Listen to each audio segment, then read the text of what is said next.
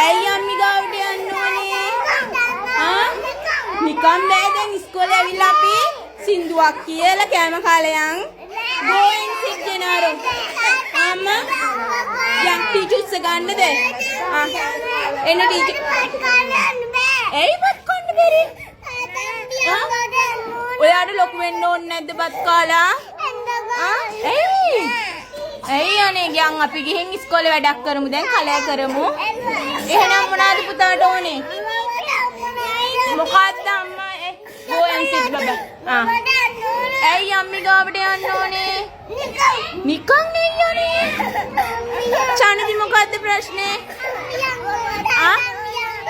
තාත්ති අම්මි ගාවට යන්න ඕනේද?